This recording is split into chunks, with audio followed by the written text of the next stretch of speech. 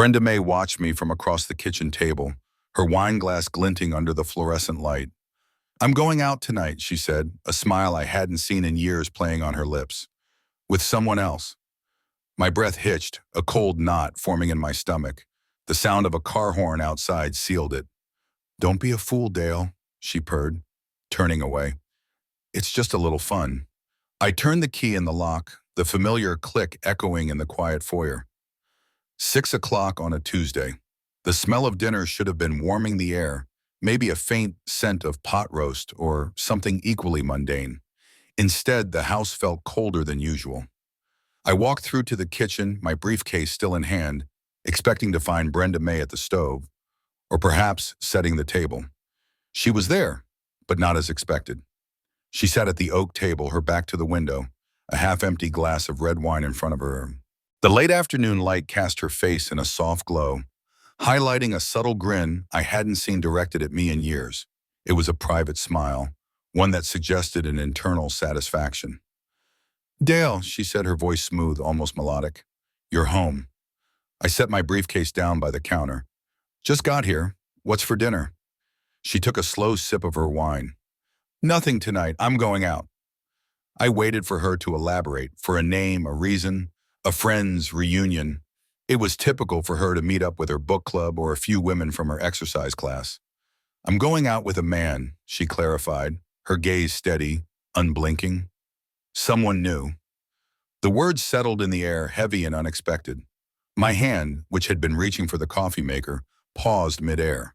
The concept did not immediately register as a threat, more as a peculiar turn of phrase. I stood there, attempting to process the implications of her statement. "What do you mean, someone new?" I asked, my voice flat, devoid of the surprise I felt. My mind began to catalog her expression, the way her eyes held a spark I hadn't seen when she looked at me. "Exactly what it sounds like," she replied, her voice calm, devoid of any emotional tremor. "I intend to date other men, starting tonight." She gestured subtly towards the front door with her chin. A cold, quiet dread began to seep into my chest. It wasn't a sudden blow, but a slow, insidious chill. My initial shock gave way to a need for logical explanation. I needed to understand the variables. "Wait, I asked. She leaned back slightly in her chair, the movement casual. "I want new experiences, new pleasures. This isn't about love, Dale. Our arrangement is comfortable, established, but I am still attractive. I feel it. I want to explore that." She paused, took another sip. "I'm not getting any younger, and the opportunities, they're here now." Her words were delivered with a precise, almost clinical detachment. She was presenting a case, evidence to support her decision. I looked at her, truly looked, and saw the careful way she had done her hair, the light makeup she usually reserved for our infrequent evenings out. She was correct. She was an attractive woman. The fact registered as a factual observation, devoid of personal feeling for the moment. "You can't be serious," I stated, not as a question, but as a challenge to the established order of our life. She met my gaze. "I am, entirely." She gave a confident, almost imperceptible nod. "I've thought about this for a long time." She stood then, placing her wine glass carefully on the table. "I should go change." She walked past me without a glance, her movements deliberate, unhurried, as if she were simply preparing for a regular night out. I watched her ascend the stairs, the faint rustle of her dress disappearing with her. I remained in the kitchen, the silence amplified by her absence. The faint scent of her perfume lingered. My mind began to list the implications. A marriage, vows, the shared life we had built. My logical framework struggled to integrate this new disruptive element. She returned 15 minutes later. The blue silk dress she wore was new, or at least one I hadn't seen. It was cut higher than her usual style, clinging to her form, revealing a length of leg and a curve of collarbone. She had reapplied lipstick. She looked ready for an event I was not part of. "Brenda Mae," I said, my voice low, a command implicit. "You are not leaving this house. We are married." She stopped by the archway, adjusting the strap of her small purse on her shoulder. Her eyes held a flicker of something, amusement perhaps, or simply a deep certainty. Yes, we are. And you won't divorce me, Dale. We both know that. Her statement was not a question, but an assessment of my character, an assumption of my inaction. It was a cold, calculated judgment. At that moment, a car horn sounded outside. Two short, distinct beeps. It was not a casual honk, but a signal, a confirmation. Brenda Mae turned towards the front door. She paused, then moved towards me, a hand reaching for my cheek, her lips parting slightly.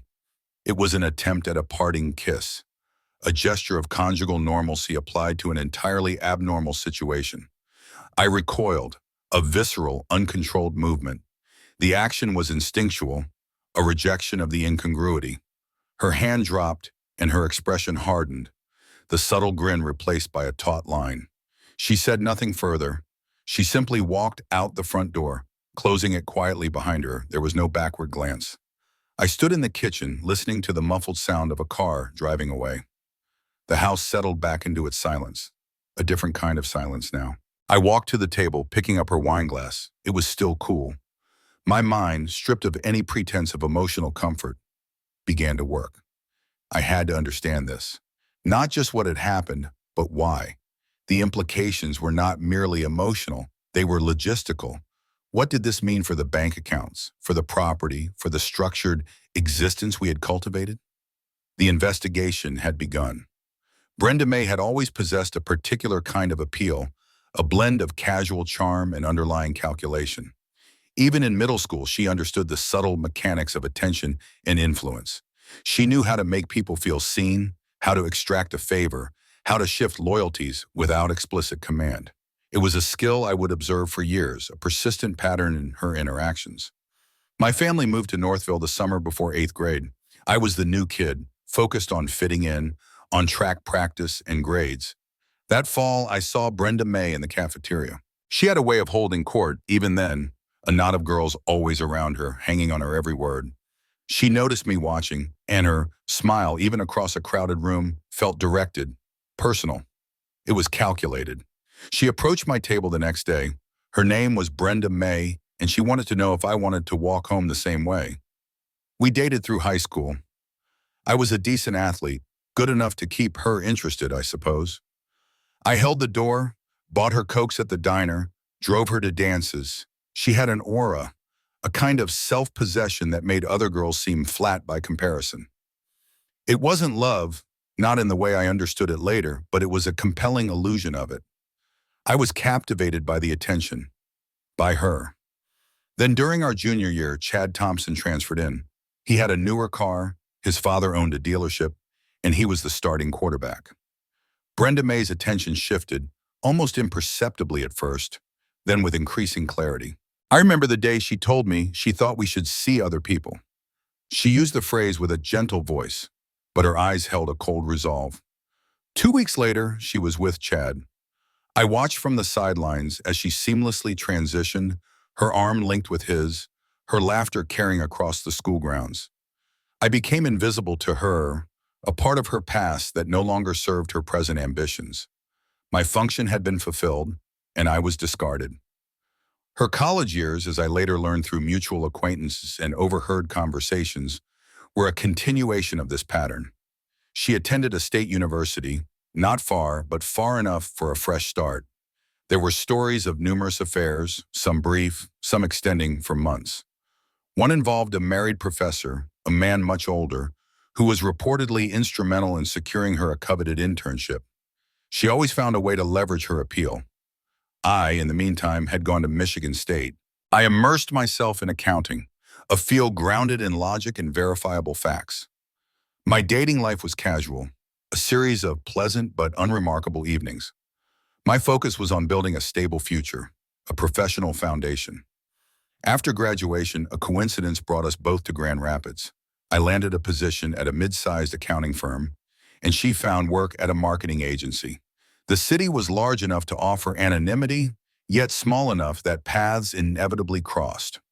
One Friday evening, a few months into my new job, I was at Flanagan's Pub with Gary Miller and Bethany Clark, two colleagues from my department. We had just finished a particularly tedious audit. The atmosphere was a mix of stale beer and low-level corporate exhaustion. We were talking about quarterly reports, the usual office chatter. The door opened, letting in a draft of cooler air and a new presence. Every head in the bar seemed to turn, including mine. Brenda Mae walked in. She wore a fitted black dress and heels, her blonde hair styled precisely. She scanned the room, a slight, confident smile on her face, before settling at a small, unoccupied table near the back. Her entrance was, as always, an event. "Well, look at that," Gary Miller murmured, nudging my arm. "Quite a specimen, wouldn't you say, Dale?" Bethany just nodded, taking a sip of her gin and tonic. "She certainly knows how to make an entrance." "That's Brenda Mae," I said, my voice flat. The name felt strange on my tongue after so long. Gary raised an eyebrow. "You know her? No kidding. How?" "High school," I explained, not offering more detail than necessary. "We dated for a while, then she dated Chad Thompson." I left out the part about the seamless transition, the way I'd been dropped. After that, if she saw me in the hall, she usually looked right through me. It was a useful skill for her, I suppose. Gary chuckled. "Sounds like you got the short end of that stick, buddy." I took a pull from my beer. It was a factual observation. Then Brenda Mae's gaze swept over our table. Her eyes stopped on me. There was a faint flicker of recognition, a pause in her confident posture. Then the smile widened, becoming immediately warmer, more direct. She stood up and began to walk toward us. "Oh, look who it is," Bethany said, a note of amusement in her voice. Brenda Mae approached, her hand outstretched, her expression one of delighted surprise. "Dale Jensen, my goodness, is that really you? It's been absolutely ages." Her voice was higher pitched than I remembered, full of an almost theatrical effusiveness. She leaned in, a familiar scent of perfume preceding her. She reached out, touching my arm lightly, a calculated gesture of intimacy. "Hello, Brenda Mae," I replied, my voice even, polite. I did not return the touch. I observed her, the slight widening of her eyes, the careful set of her mouth, the practiced nature of her performance. The familiarity of it was striking. Brenda Mae pulled up a chair and slid into our group seamlessly. She addressed Gary and Bethany with a practiced warmth, asking about their lives, remembering details she couldn't possibly have known from our brief introduction. She made them laugh, listened intently, and created an immediate, undeniable rapport. She had always excelled at this, at making others feel like the most important person in the room, even as she subtly steered the conversation to her own advantage. After an hour, as the bar began to thin, she turned to me. "It was wonderful seeing you, Dale. Really, so many old memories." Her eyes, however, held a different invitation.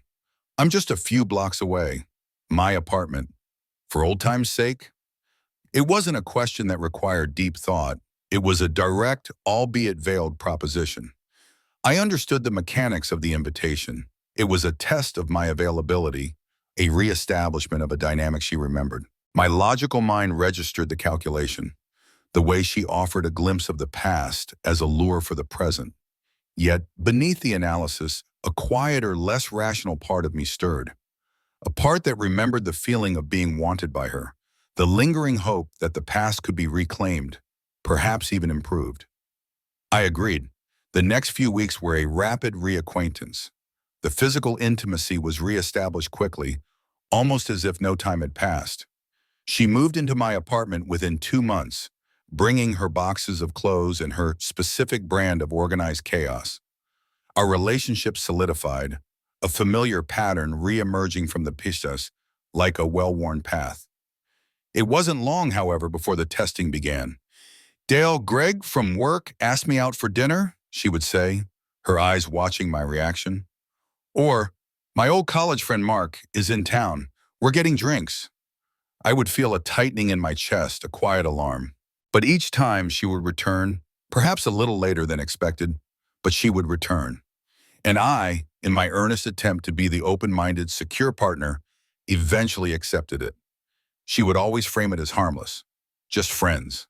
I told myself it was trust, but it was also a quiet acquiescence, a fear of losing her again. After a year of this resumed dance, I proposed. On one knee, the whole traditional affair. She said yes, her eyes bright, a smile of contentment on her face. I believe she saw the marriage as a form of stability, a secure future, a logical next step. It was not about grand passion for her, but a practical arrangement. Our wedding was a modest affair, followed by the predictable rhythm of suburban life. Then came the children, Amy with her inquisitive eyes, and Eric with his quiet intensity. They became the center of my world, a tangible purpose. Brenda Mae, too, seemed to settle into the role of mother and wife, albeit with her characteristic subtle manipulations. A particular teacher chosen for Amy, a certain pediatrician for Eric, always with a careful explanation of what's best that invariably served her convenience. My focus narrowed to my career and the well-being of our family. I worked long hours, built a reputation for reliability and diligence. I trusted Brenda Mae implicitly with the domestic sphere, believing her outward contentment was genuine. Our life was ordered, predictable, seemingly successful. Years passed, marked by the predictable milestones of mortgages, school plays, and family vacations to Lake Michigan. On the surface, our marriage was a portrait of stability. Beneath it, an emotional distance grew, a slow, almost imperceptible erosion. I attributed it to the demands of modern life, the quiet pressures of responsibility. Then I started to notice her increasing detachment. She spent more time on her phone, absorbed in her own world. Her conversations became more self-referential, less about shared experiences. She began to make comments, casual at first, then more frequent. Sometimes I feel trapped, Dale. Or I just feel so unfulfilled. I dismiss them as normal marital fluctuations, the ennui of middle age perhaps. I told her to pick up a new hobby, to join a club. I was focused on the next audit, the next promotion. My logical mind sought external solutions, failing to examine the internal disjunction. The memory of the previous night, of her calmly announcing her intention to date other men, still resonated in my mind. The bewildering certainty in her voice, the almost scientific precision of her explanation. It was not a sudden impulse. It was a plan, meticulously conceived. Sitting alone in the kitchen, the empty wine glass still on the table, my resolve solidified. I needed to understand, not just the what, but the why. This was not about blame, not yet. This was about facts, about connecting the disparate pieces of information, about uncovering the logic, however twisted, behind Brenda Mae's behavior. My investigation had to be thorough. My immediate priority was to establish a factual timeline. Emotion was secondary, if it existed at all. I needed data points, verifiable evidence. The first place to look was their joint financial accounts. I logged into our bank and credit card portals. The credit card statement, in particular, was a ledger of our shared life, or so I had believed. I sorted by transaction type, then by date. A pattern began to emerge, subtle at first, then undeniably clear. Numerous charges from local restaurants, not the usual family spots, but establishments I didn't recognize as places Brenda Mae frequented with her friends. And then, a hotel, the Grand River Inn, a single recurring charge, always on a Tuesday or Thursday evening. 3 instances in the last 2 months. I mentally cross-referenced these charges with Brenda Mae's casual mentions. Girls' night out with Sarah, she'd say, or just grabbing a bite with some of the ladies from work. The names of the restaurants didn't match the places Sarah or her other friends usually chose. The Grand River Inn, however, was never mentioned. It stood out, a clear anomaly in the financial record. The next logical step was communication records. I had access to our shared family cell phone plan. It was a simple matter to pull up Brenda Mae's call and text logs. I wasn't looking for content, merely frequency and duration. My eyes scanned for unfamiliar numbers, entries that didn't correspond to her known contacts. There was one, a repeated number, unsaved in her phone but consistently appearing in both incoming and outgoing call and text logs over the past 3 weeks. The calls were often brief, a few minutes, but the texts were numerous, sometimes late into the evening. I typed the number into a reverse lookup service online, a paid subscription I maintained for client background checks. The result was immediate. The Riverbend Consulting Group, a small local business specializing in, what else? Marketing and branding. It was a rival firm to where she worked, or at least a competitor in the same market. This added a layer of professional conflict to the personal. I moved on to our shared family calendar, a dry erase board in the kitchen where we tracked appointments, kids' activities, and our own work schedules. I noted the dates Brenda Mae had written down as late at work or client dinner. I then compared these against the timestamps of the hotel charges and the calls to the unsaved number. The inconsistencies were stark. Overtime at work often coincided precisely with the hotel charges. The client dinner explanations did not align with a single unknown contact's number. The narrative she presented and the data I was collecting diverged significantly. A few days later, while Brenda Mae was out running errands, I conducted a more direct search. I told the kids I was tidying up, an excuse that usually kept them from asking too many questions. I went through Brenda Mae's purse, a large leather bag she often left on the kitchen counter. It was a necessary step, a violation of privacy I rationalized as an investigative requirement. Nestled deep in a small, zippered compartment, beneath a few stray tissues and lip balm, I found it, a small, unlabeled key. It was a standard cylinder key, but it wasn't for our house, our car, or her office. It was too small for any of those. It looked like a lockbox key, or perhaps for a storage unit, or a hotel room. I took out my phone and photographed the key from multiple angles, noting its distinctive markings. This was a piece of physical evidence, tangible and silent. I replaced it exactly where I found it. I went to my home office and opened a new encrypted document on my laptop.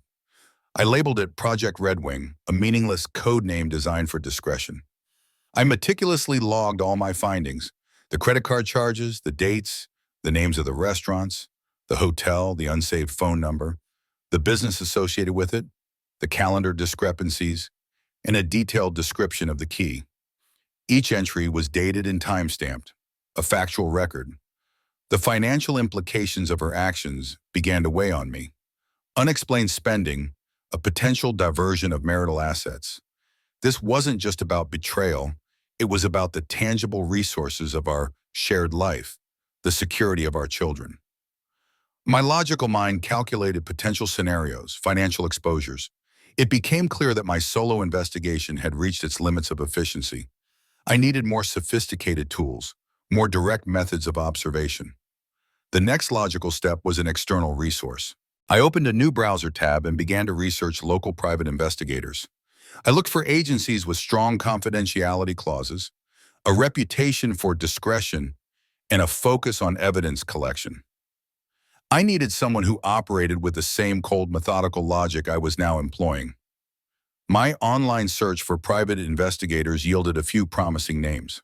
Paul Erickson's agency, Midwest Investigations, stood out for its emphasis on discretion and its detailed outline of evidence collection protocols.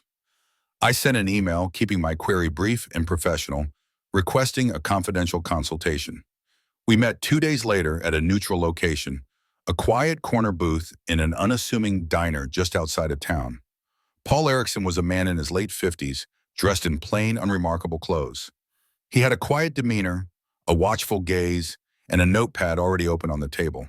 He listened without interruption as I laid out my compiled data, the credit card statements, the phone records, the calendar discrepancies, the photograph of the key. I presented it factually, a case brief, devoid of personal commentary. When I finished, he nodded slowly. "You've done a thorough job, Mr. Jensen. Most clients come to me with far less. This provides a solid starting point." He then outlined his methods: physical surveillance, discrete GPS tracking, photographic documentation, and detailed written reports. He explained his pricing structure, an hourly rate plus expenses, emphasizing that he only billed for actionable time.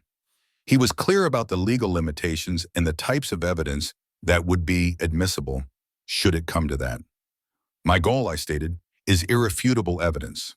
No assumptions, only facts. I need to understand the full scope of the situation. "Understood," he said. He gave me a simple contract outlining the terms of service. I signed it. The transaction was purely business, a logical exchange of resources for information. Paul Erickson began his surveillance the following morning. His initial reports were routine, almost boring. Brenda Mae drove the kids to school, went to work, picked up groceries, attended a yoga class twice a week. Nothing unexpected, nothing overtly suspicious. It was a testament to his discreet methodology, but also a confirmation of Brenda Mae's practice normalcy. To augment the physical surveillance, Paul discreetly placed a GPS tracker on Brenda Mae's car. It was a small device, easily concealed, providing a constant, verifiable record of her vehicle's movements. This was a critical tool, removing the element of chance from physical tailing. After a week, the first set of photo reports arrived in my encrypted email. Time-stamped images, concise summaries. I scrolled through them. Brenda Mae leaving the house, Brenda Mae entering her office, Brenda Mae leaving the yoga studio. Then, a new entry, dated a Tuesday afternoon, a familiar date. The photograph showed her car parked in a downtown parking garage. Subsequent photos showed Brenda Mae, in a dress I recognized, walking into a specific building on Prospect Street. The building housed several corporate offices, and then, leaving the building, with a man.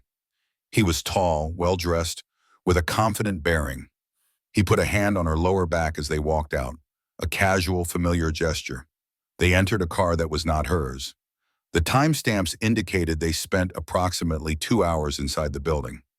Identify the individual, I emailed back to Paul Erickson, and the specific suite within the building, if possible. The next day, Paul's report arrived.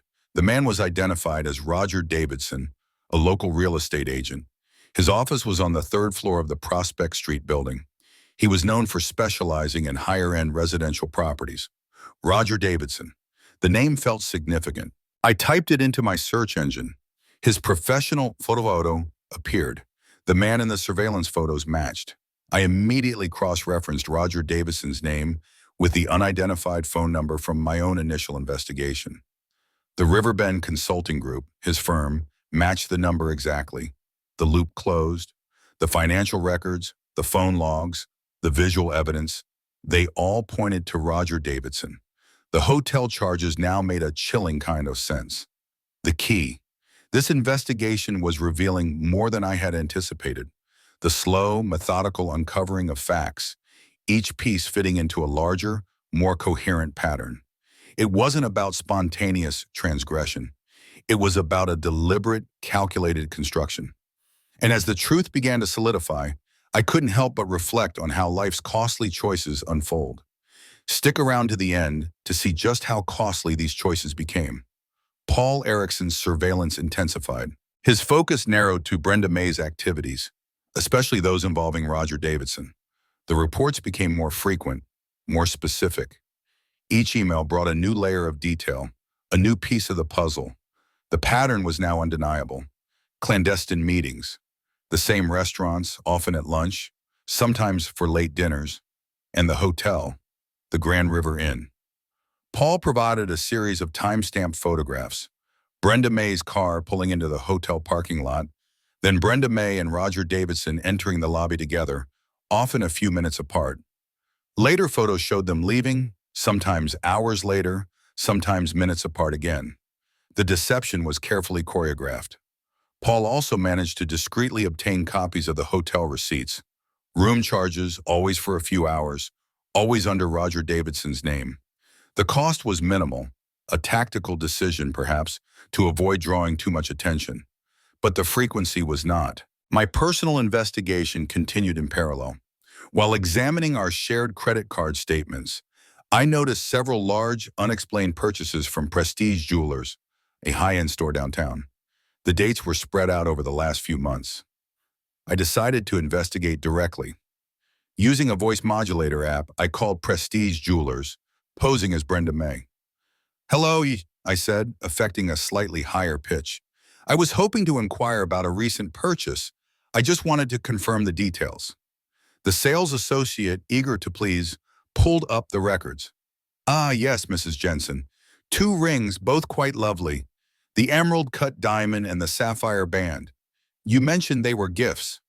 "Yes, that's right," I confirmed, my internal calculations working rapidly. "Just wanted to make sure everything was in order." 2 expensive rings. Gifts. 1 week later, I noticed Brenda Mae wearing a new sapphire band on her right hand. The emerald-cut diamond, however, was nowhere to be seen. A logical deduction followed. One ring for herself, one for Roger Davison. A gift indeed.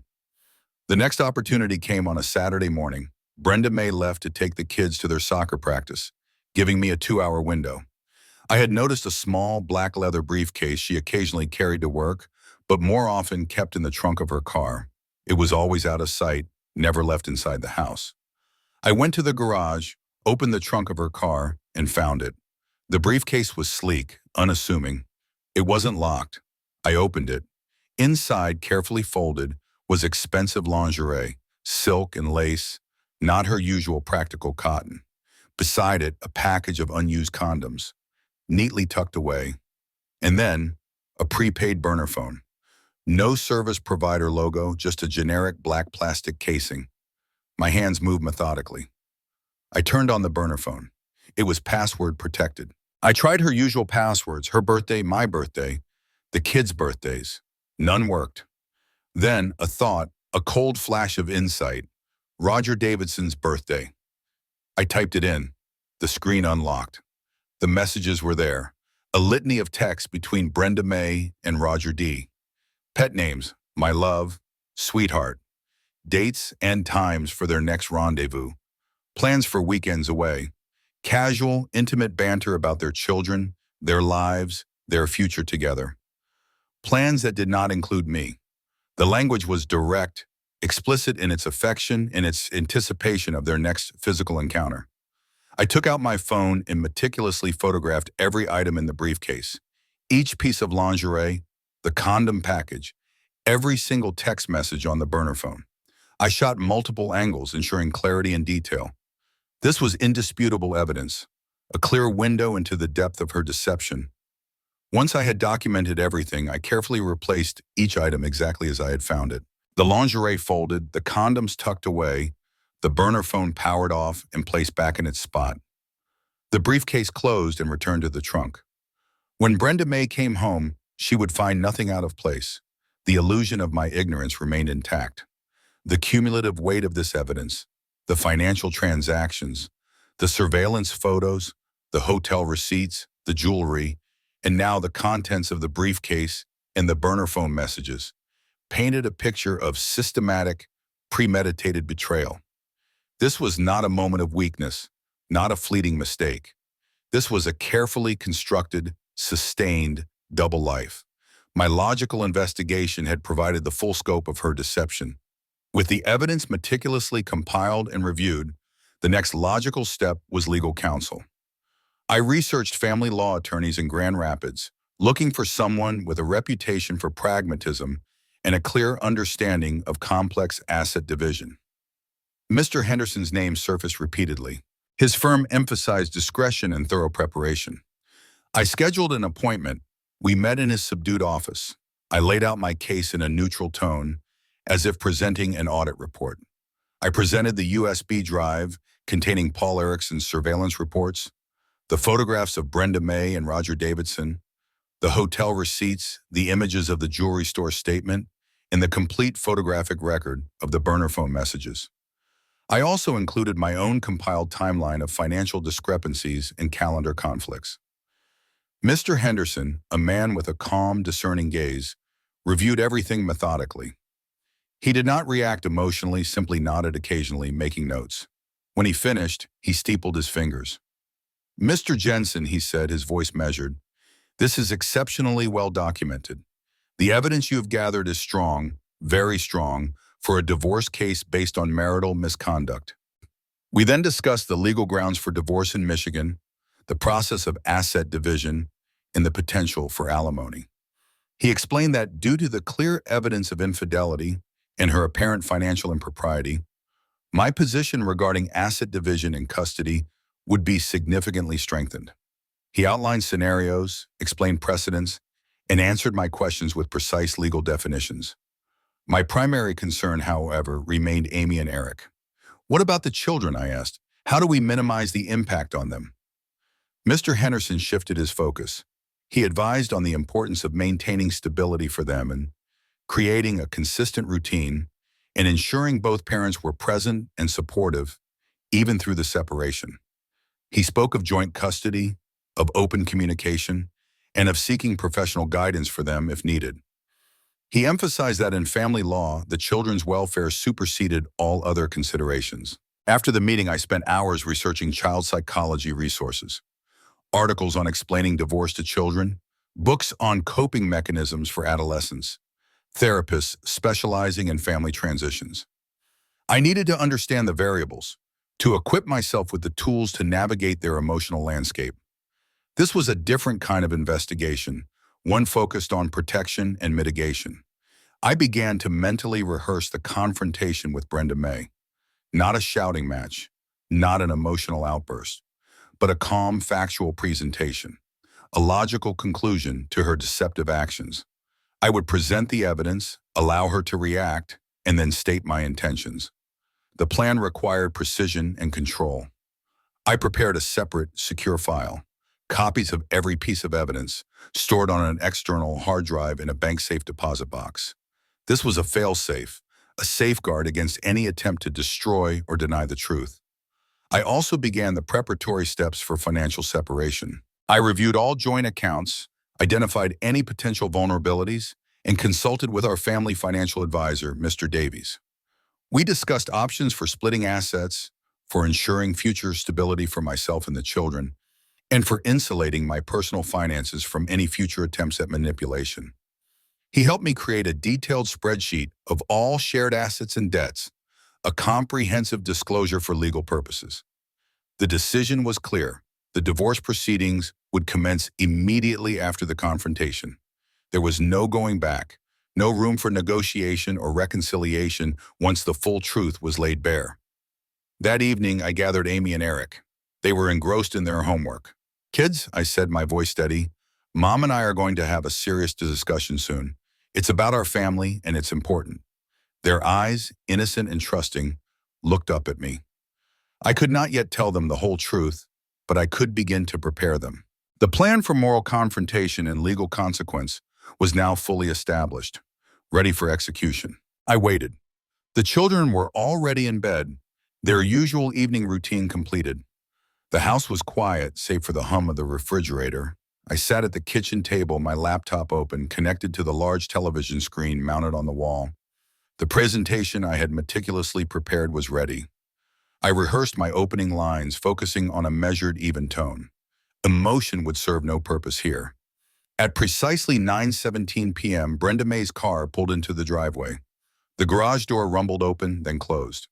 She walked in through the mudroom, her keys jingling, her purse slung over her shoulder. She seemed oblivious, her face still holding the faint, private satisfaction I had observed that first night. "You're late," I stated, my voice flat. She raised an eyebrow. "Just a late client meeting, Dale. You know how it is." She started to walk past me towards the pantry, presumably for a glass of water.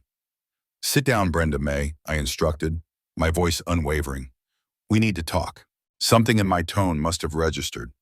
She paused, her hand still on the pantry door handle, and slowly turned to face me. Her eyes narrowed slightly, a hint of annoyance mixed with a nascent curiosity. She sat across from me at the kitchen table. "I know," I began, my gaze steady. "I know everything." She scoffed, a dismissive sound. "Know what, Dale? That I had a late meeting?" I didn't respond to her sarcasm. Instead, I pressed the space bar on my laptop. The first slide appeared on the screen. Our joint credit card statement. "Here," I said, pointing to the highlighted entries. "Charges for the Grand River Inn, 3 times in the last 2 months. And various restaurants, not the ones you usually go to with your girls from work." Her eyes flickered to the screen, then back to me. A slight tremor ran through her composure. "Those were business expenses, Dale, client meetings." "Were they?" I advanced the slide. On the screen, the first photograph appeared. Brenda Mae and Roger Davidson, side by side, walking into the Grand River Inn. The next slide showed them leaving hours later. Multiple dates, multiple angles, clear, undeniable. Her mouth opened slightly, then closed. Her gaze darted from the screen to me, a desperate search for an explanation, an escape. I continued, my voice unwavering. "Prestige Jewelers. 2 rings purchased. 1 for you," I said, pointing to the sapphire band on her finger, "and 1, I presume, for Roger Davidson." I displayed the scanned receipts, showing the details of the purchase, the specific rings. Brenda Mae pushed back from the table slightly, her face paling. The composure she usually held so tightly began to fracture. I clicked again. The screen filled with images from the briefcase. The expensive lingerie, carefully folded. The unused condoms. Then the close-up shots of the burner phone screen displaying the text messages between her and Roger Davidson. Their pet names, their plans, the explicit details of their affection and physical encounters. Each message a cold, hard fact. Her initial denial had evaporated. Now she was stunned, her eyes wide, locked on the screen. The anger began to build, a desperate, cornered fury. "How dare you?" she spat, her voice rising. "You went through my things? You spied on me?" She attempted to deflect, to accuse me of an invasion, but the evidence was too overwhelming, too specific. "This is just... You're twisted, Dale." I held her gaze, my expression unwavering, devoid of any sympathy. "My actions were a direct consequence of your actions, Brenda Mae. Your deception, your betrayal. The evidence speaks for itself." I maintained a cold, logical tone, not allowing her anger to draw me into an emotional argument. There would be no yelling, no pleading from my side. Her anger then crumbled into desperation. Her shoulders slumped, and she began to cry, soft at first, then racking sobs. "Please, Dale," she choked out. "I'm so sorry. I made a mistake. Please, we can fix this. Forgive me." She reached a hand out across the table, an attempt to bridge the chasm. I did not move. "There is nothing to fix, Brenda Mae. I stated, my voice flat. "The decision has been made. I am filing for divorce." The words hung in the air, heavy and final. Her head snapped up, her eyes red, disbelieving. "Divorce? You can't. What about the children? What about our life?" "I have already spoken to Amy and Eric," I continued, anticipating her questions. "I told them we would be having a serious discussion, that changes were coming. I will protect them. I will ensure their stability." The realization dawned on her then. The meticulousness of my investigation, the careful documentation, the preemptive conversation with the children, the cold, unyielding resolve in my voice. She saw not a husband reacting in a fit of passion, but a man who had systematically built a case, who had planned every contingency. Her mouth opened, but no sound came out. She was completely exposed, utterly cornered, and she knew it. The fallout from the confrontation was immediate and predictable. Brenda Mae attempted to rally the children to her side, painting herself as the wrong party, me as the vengeful one. "Your father is being cruel," she pleaded with them, her voice full of a practiced fragility. "He's trying to break our family apart." But Amy and Eric, having already heard my calm, factual outline of the serious discussion to come, were not easily swayed. Amy, who had inherited my analytical streak, looked at her mother with an unblinking gaze. "Is it true, Mom, about Mr. Davidson and the hotel?" She had seen the pictures on the laptop screen, heard the faint echoes of the conversation. Brenda Mae hesitated, a fatal pause. Amy pressed on. "Is that why you missed at my recital? Was that a client meeting too?" Her tone was quiet, but held a steel I hadn't heard before. She had processed the data. The facts didn't align with her mother's narrative. Amy, in her quiet way, had sided with the evidence and, by extension, with me. Eric, younger and less direct, simply withdrew. He didn't yell or cry on me. He sat at the kitchen table, tracing patterns on the wood, his eyes distant. He stopped asking Brenda Mae for bedtime stories, preferring to read quietly in his room. He avoided eye contact, a clear emotional distancing. He expressed his disappointment not in words, but in absence, in silence. The divorce papers were officially filed the next week. Mr. Henderson ensured they explicitly cited Brenda Mae's infidelity, bolstering our position. Brenda Mae, recovering from her initial shock, attempted to contest the terms, proposing a more favorable asset division for herself in joint custody. But in court, Mr. Henderson presented the overwhelming evidence, the detailed surveillance reports, the photographs, the hotel receipts, the jewelry store transactions, the contents of the briefcase. The burner phone records. It was a methodical, irrefutable presentation of fact after fact. There was no room for denial, no legal maneuvering that could withstand the sheer volume of proof. The court ruled largely in my favor. I was granted primary physical custody of Amy and Eric, a decision based on Brenda Mae's demonstrated pattern of deception and her lack of parental prioritization. Brenda Mae received limited alimony, a fraction of what she had initially sought, and a significantly smaller share of the marital assets. Her financial misconduct, including the unexplained jewelry purchases, was factored into the judge's decision. The equitable distribution of our assets was meticulously calculated, leaving her with what amounted to a modest, but not comfortable, settlement. Her reputation in our small, tight-knit community was severely damaged. News travels fast in towns like ours. The whispers, the averted gazes, the sudden lack of invitations to social gatherings. People didn't need explicit details. The general knowledge of her infidelity, coupled with the public nature of the divorce proceedings, was enough. Her carefully constructed social persona, built on charm and manipulation, crumbled under the weight of proven deceit. The phone calls slowed, invitations stopped arriving. Her friends from the yoga class or the book club found reasons to be busy. She faced the quiet ostracization of her choices. I focused on rebuilding a stable life for Amy and Eric and myself. We established new routines. Their schoolwork improved, their laughter slowly returned to the house. I found a quiet peace in the mundane rhythms of our days, a stability born of honesty and transparency. Brenda Mae struggled. Her limited alimony and asset share meant she couldn't maintain her former lifestyle. She moved into a smaller rental apartment on the outskirts of town. Her newer car, the one she'd been so proud of, was gone, presumably sold to cover expenses.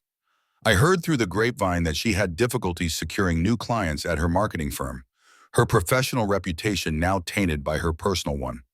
There were attempts to contact me, a few text messages, then a phone call. She wanted to talk, to reconcile, to revisit the past. Each time I refused firmly. There was nothing to discuss. The facts were established, the consequences rendered. Months turned into a year. Then I met Sarah.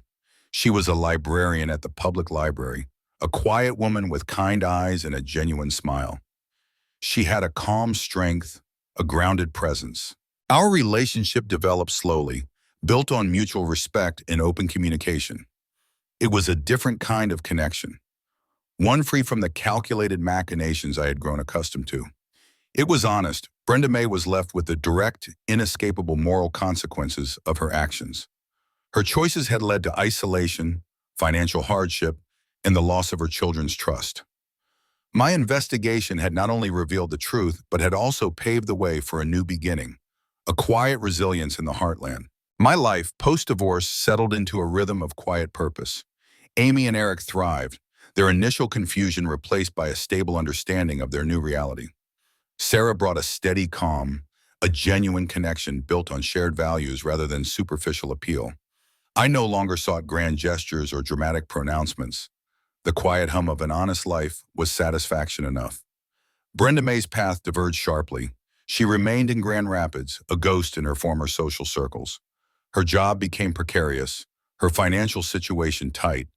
The children visited her on court-ordered schedules, but the warmth was gone, replaced by a polite distance. She had tried, in sporadic attempts, to reach out, to plead for a restoration of what was lost. But the logical conclusion to her choices was irreversible. Her betrayal had not been a momentary lapse, but a consistent pattern, meticulously documented, and its consequences were equally profound and enduring. She had sought fleeting pleasure in societal validation, and in doing so had systematically dismantled the very foundations of her own existence, leaving her in an isolation of her own making. The ledger was balanced. The profound and continuing consequences of Brenda Mae's betrayal rippled through every aspect of her life. She lost not only the comfort and stability of our shared existence, but also the foundational trust of her own children. Amy and Eric, once her devoted admirers, now saw her through a lens of cold, hard fact, their respect replaced by a polite, distant duty. Her social currency, once her most powerful asset, depreciated rapidly in the unforgiving market of small-town reputation. Financially, she was reduced to a fraction of her former lifestyle, forced to grapple with the mundane struggles she had so skillfully avoided.